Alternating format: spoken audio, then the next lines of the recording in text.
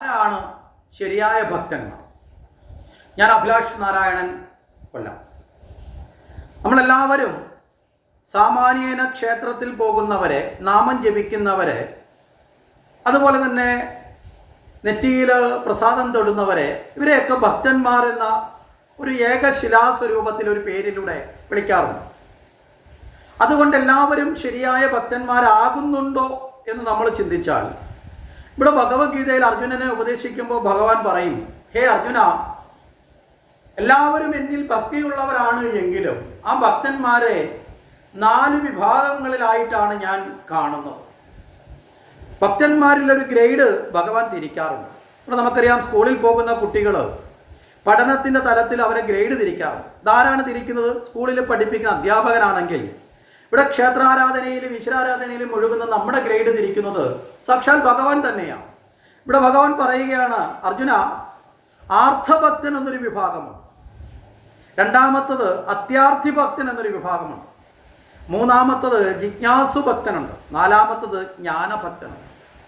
ആരാണ് ആർത്തഭക്തൻ? ദുഃഖം വരുമ്പോൾ എന്നെ ആശ്രയിക്കുന്നവൻ, ദുഃഖങ്ങൾ വരുമ്പോൾ അവനെ കൊണ്ട് താങ്ങാൻ സാധിക്കുന്നില്ല എന്ന് വരുമ്പോൾ, മറ്റാരും സഹായത്തിനില്ല എന്ന് വരുമ്പോൾ അവരെന്നെ തേടി വരും. അങ്ങനെയുള്ളവനാണ് ആർത്തഭക്തന്മാർ. അതാണ് ബഹുവിധ ഭക്തന്മാരിൽ വളരെ കൂടുതൽ.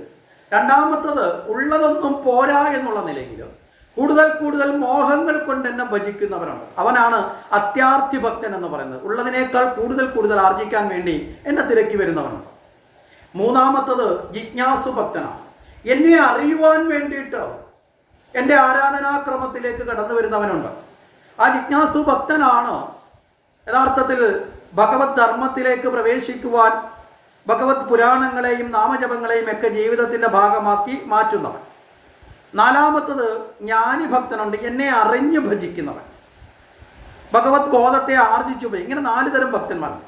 ഇതിലെനിക്ക് ഏറ്റവും പരമമായ ഭക്തൻ ആരാണെന്ന് ചോദിച്ചാൽ ജ്ഞാനഭക്തനാണ്. എന്നെ അറിഞ്ഞു ഭജിക്കുന്നവനെ എനിക്ക് പ്രത്യേകിച്ച് ഉദ്ധരിക്കാനൊന്നുമില്ല, അവനെ ചേർത്ത് പിടിക്കലും മാത്രമേ ഉള്ളൂ. രണ്ടാമത്തത് എനിക്ക് ഇഷ്ടമുള്ളത് ജിജ്ഞാസു ഭക്തനെയാണ്. എന്നെ അറിയാൻ വേണ്ടി വരുന്നതിനോട് എനിക്കൊരു ഇഷ്ടമുള്ളത് കൊണ്ട് അവൻ ആവശ്യമായ അറിവിനെ അവനിലേക്ക് പകർന്നു കൊടുത്ത് ഞാൻ അവനെ എന്നിലേക്കാക്കാറുണ്ട്. അത് കഴിഞ്ഞാൽ പിന്നെ ആർത്തഭക്തനും അത്യാർത്ഥി ഭക്തനും ഇവർ രണ്ടുപേരും എന്നെ തേടുന്നവരല്ല. ഒരാൾ ദുഃഖത്തെ ഇല്ലാതാക്കാൻ സുഖത്തെ തേടുന്ന ആളും മറ്റേയാൾ ഉള്ളതിനേക്കാൾ കൂടുതൽ സമ്പത്ത് തേടുന്നവരുമാണ്.